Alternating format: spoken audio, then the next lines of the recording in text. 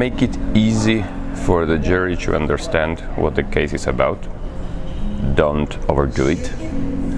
And remember that there's a group of very smart people that have been in your shoes writing things or writing cases. So people kind of know the tricks on when you're trying to mask something. So don't try to, because it's very disappointing when you see that in a way they're trying to fool you.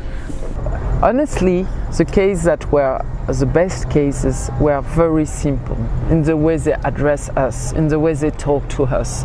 They don't try to do so many huge impacts in the way they were presenting the facts. We look for facts and figures, honestly. Get somebody else to read it, because what I found in the jury was we'd all come from different places, we'd all got different backgrounds, and we've all got different assumptions and biases. So you have to very quickly get somebody into the context of your paper, your brand, your category. Why have you decided that these are your objectives, and what was the context of them? So get people to appreciate those very quickly. Charts help.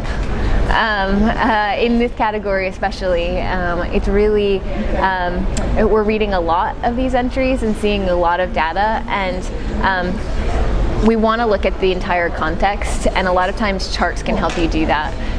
So definitely visualization of the data is helpful.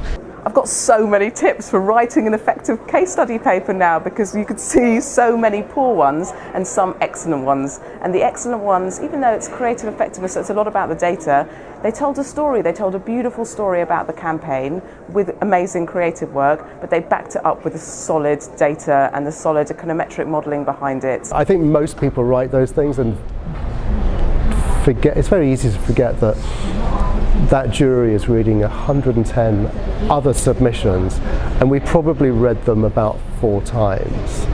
And I think too few papers made any concessions to a poor, tired, grumpy jury. You're just working too hard.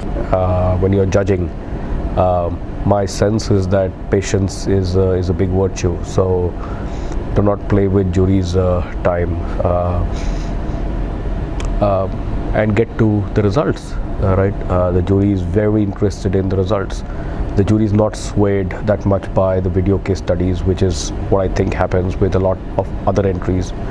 The jury here does go into the details of the case study with a fine-tooth comb, And I think if you're writing, you should know that if 50% of the marks are for effectiveness, they're going to spend 50% of their time getting to the data which proves it's essentially effective.